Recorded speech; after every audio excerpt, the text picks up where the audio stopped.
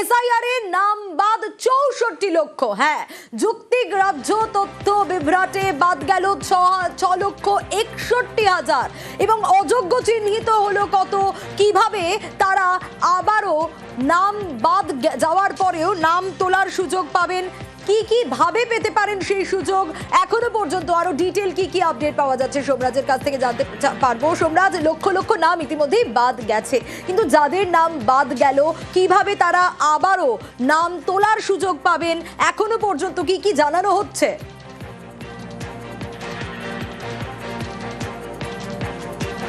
দেখো, তোমাকে এসআইআর শুরু হওয়ার আগে থেকে এখনো পর্যন্ত গোটা পরিসংখ্যানটা তোমাকে জানাচ্ছি, যেটাতে অনেকটাই সুবিধা হবে বুঝতে।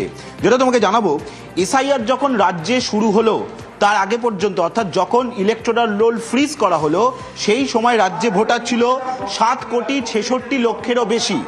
এসআইআর যখন শুরু হলো সেই সময় যে ড্রাফট রোল অর্থাৎ খসড়া তালিকা প্রকাশ করা হলো, সেই খসড়া তালিকা প্রকাশের সময় দেখা গেল বাদ গেল 58,20,595 জনের নাম।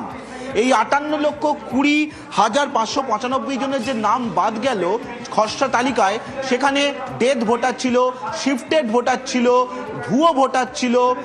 এই 4টে ক্যাটাগরিতে ভাগ করা হয়েছিল সেই সময়। যাদের নাম বাদ গেছিল খসড়া তালিকা থেকে 58,20,595 জন। এরপরে ভোটার তালিকা যারা, তারপরে সেই সংখ্যাটা দাঁড়ালো তারপরে 7,08,00,000। এই যে 7,08,00,000 যে সংখ্যাটা দাঁড়ালো খসড়া তালিকা প্রকাশের পর, এই 7,08,00,000-এর মধ্য থেকে নোটিশ দেওয়া হলো 1,20,00,000 লজিক্যাল ডিসক্রিপেন্সিতে, আর আনম্যাপড হিসাবে নোটিশ দেওয়া হলো 32 লক্ষ ভোটারকে। অর্থাৎ সংখ্যাটা মোট দাঁড়িয়েছিল 1,52,00,000-এরও বেশি। এই যে 1,52,00,000 যাদেরকে শুনানির নোটিশ দেওয়া হয়েছিল, তারা শুনানিতে এলেন। শুনানিতে এসে যেটা দেখা গেল যে শুনানিতে অনুপস্থিত থাকলেন 4,98,000, আর অযোগ্য বলে বাদ চলে গেল 1,63,000। অর্থাৎ সংখ্যাটা কি দাঁড়ালো? সংখ্যাটা দাঁড়ালো ড্রাফট লিস্ট থেকে, অর্থাৎ খসড়া তালিকা থেকে বাদ গেল প্রথমে 58,20,595, তারপর লজিক্যাল ডিসক্রিপেন্সি ও আনম্যাট মিলিয়ে যত সংখ্যক ভোটারকে শুনানিতে ডাকা হলো তার মধ্যে অনুপস্থিত থাকলো 4,98,000, আর এদের মধ্যে থেকে অযোগ্য বলে রিজেক্ট করে দেওয়া হলো 1,63,000। অর্থাৎ মোট সংখ্যাটা দাঁড়ালো 64,81,595। এই সংখ্যাটা বাদ যাচ্ছে। আজ শুনানি শেষ হচ্ছে এবং তারপরই কমিশন থেকে যে পরিসংখ্যানটা পাওয়া যাচ্ছে। তোমাকে জানিয়ে রাখি, এখনো 50 লক্ষ ডকুমেন্ট, 50 লক্ষেরও বেশি ডকুমেন্টের যাচাই পর্ব বাকি রয়েছে। ফলত এই সংখ্যাটা আরো বাড়বে বলেই মনে করা হচ্ছে। এবারে তোমার মধ্যে প্রশ্ন আসতেই পারে, এই যে ড্রাফট রোল যেখান থেকে 58 লক্ষেরও নাম বাদ গেল, তার মধ্যে থেকে তো অনেকেই ফর্ম 6 জমা দিয়েছেন, যারা ভোটার তালিকায় নাম তুলতে চেয়েছেন বা যারা মনে করছেন তাদের ক্ষেত্রে কমিশন ভুল করেছে। তা সেই সংখ্যাটা হচ্ছে 6 লক্ষেরও বেশি, যার মধ্যে অনেক নতুন ভোটারও রয়েছেন যারা ফর্ম 6 এর মাধ্যমে ভোটার তালিকায় নাম তুলতে চেয়ে আবেদন জমা দিয়েছেন। কিন্তু এখনো পর্যন্ত কমিশনের হিসাব 64,81,595 যে সংখ্যাটা বাদ যাচ্ছে এখনো পর্যন্ত, এবং এই সংখ্যা আরো বাড়বে।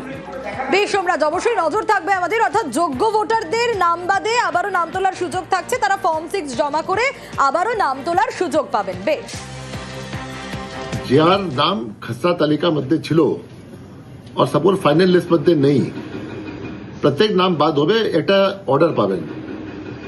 এন্ড অর্ডার পরে ওদের আপিল করার সুযোগ আছে। আপিল করার সুযোগ আছে আগে ডিও কাছে, তারপরে সিও কাছে। যদি কোনো ভুল ভ্রান্তি হয়ে গেছে, কিছু হয়ে গেছে, দে ক্যান অলওয়েজ আপিল। আর যার নাম খসড়া তালিকার মধ্যে ছিল না, ওদের একটাই ও আছে ফর্ম 6 অ্যাপ্লাই করার জন্য। ওরা ফর্ম 6 অ্যাপ্লাই করতে পারবে। এটাই, this is not the end. আপনার যে ফাইনাল ভোটার লিস্ট হবে, এরপরে যোগ বিযোগ চলবেই। কেউ মারা যাবে, या কেউ শিফটেড হয়ে যাবে, या কিছু হবে, ওটা ফর্ম 7 হবে।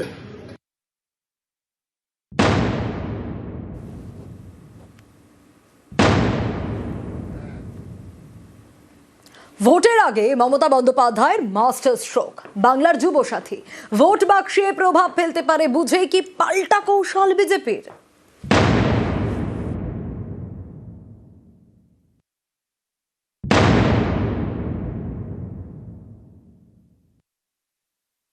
অ্যাসেম্বলি ওয়াইজে 294টা কেন্দ্রে আমরা 294টা ক্যাম্প তৈরি করব। একটা অ্যাসেম্বলিতে একটাই ক্যাম্প হবে, 15 থেকে 26 ছুটির দিনগুলো বাদ দিয়ে, এবং যারা জমা দেবেন তাদেরটা সঙ্গে সঙ্গে তারা রিসিপ্ট পাবেন এবং ডিজিটাইজও করা হবে। রাজ্য সরকারের নতুন প্রকল্প বাংলার যুব সাথী। এপ্রিল থেকেই বেকারদের ভাতা দেবে সরকার। 5ই ফেব্রুয়ারি রাজ্য বাজেটে ঘোষণা করা হয়। রবিবার থেকেই এর জন্য রাজ্য জুড়ে ক্যাম্প শুরু। কর্মসূচির নাম স্বনির্ভর বাংলা। এই ক্যাম্পে বাংলার যুবসাথী, লক্ষ্মীর ভান্ডার সহ 4টি প্রকল্পে আবেদন জানানো যাবে। 2021-এ লক্ষ্মীর ভান্ডার মহিলাদের মন জয় করেছিল বলে মত রাজনৈতিক মহলের। আর 2026-এর ভোটের আগে নতুন প্রকল্প বাংলার যুবসাথী, বেকার ভাতা। অনেকেই মনে করছেন বিধানসভা ভোটের আগে বেকার ভাতা তৃণমূলের ভোট বাক্সে বড় প্রভাব ফেলতে পারে। তা বুঝতে পেরেই কি পাল্টা কৌশল বিজেপির? রবিবার থেকেই চাকরি চায় বাংলা কর্মসূচিতে পদ্ম শিবির। জেলায় জেলায় করা হবে ফর্ম বিলিং। এটাও করবে চাকরি চায়। দলে দলে ধপবাজ ফেরেববাজ 420 তৃণমূল সরকারের ফর্ম ফিল আপ করবেন, আমাদের কোনো আপত্তি নেই। এটাও করবেন চাকরি চায় বাংলা। 2,15,00,000 বেকার। মাধ্যমিক পাশ করা বেকারদের ভাতা দেবে রাজ্য সরকার। মাধ্যমিক পাশ করা 21 থেকে 40 বছর বয়সী বেকারদের মাসে 1,500 টাকা করে দেওয়া হবে। স্কলারশিপ ছাড়া অন্য কোনো সামাজিক প্রকল্পের সুবিধা পান না এরকম বেকারই এই ভাতা পাবেন।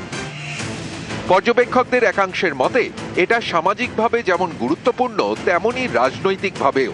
কারণ লক্ষ্মীর ভান্ডার মহিলাদের মন জয় করেছে। এবার তরুণ প্রজন্মের জন্য বেকার ভাতা, যা ভোটে ডিভিডেন্ড দিতে পারে তৃণমূলকে। এবারের অন্তর্বর্তী বাজেটকে তিনি নির্বাচনীর একটি লিফলেটে পরিণত করেছেন। আজকের দিনে সব অনলাইন হয়ে যাওয়ার পরে কেন লক্ষ লক্ষ যুবককে কালকে থেকে আপনাকে রাস্তায় নামাতে হবে? যে যেখানে পারেন দলে দলে যান ফর্ম ফিল আপ করতে, এবং সেখানে পশ্চিমবঙ্গ প্রদেশ যুব মোর্চার পোস্টকার্ড এটাও ফিল আপ করে দিয়ে আসবেন। চাকরি চায় বাংলা। দিকে যেমন মাননীয় মুখ্যমন্ত্রী মমতা বন্দ্যোপাধ্যায় রাজ্যে বড় শিল্প, ভারী শিল্প, তথ্য প্রযুক্তি শিল্প, মেধাভিত্তিক শিল্প, মাঝারি শিল্প, হস্তকুটির শিল্প, সেগুলিকে যেমন প্রসার ঘটছে, বহু লোক চাকরি পাচ্ছেন। আবার যারা এখনো একটু অপেক্ষা করতে হচ্ছে তাদের জন্য এই যুব সাথী করেছেন। তাতে ভয় পেয়ে গেছে ভারতীয় জনতা পার্টি, ভয় পেয়ে গেছে, তাই শুভেন্দু অধিকারী কুৎসা করতে নেমেছেন। এটাও করবে। নিউজ 18 বাংলা।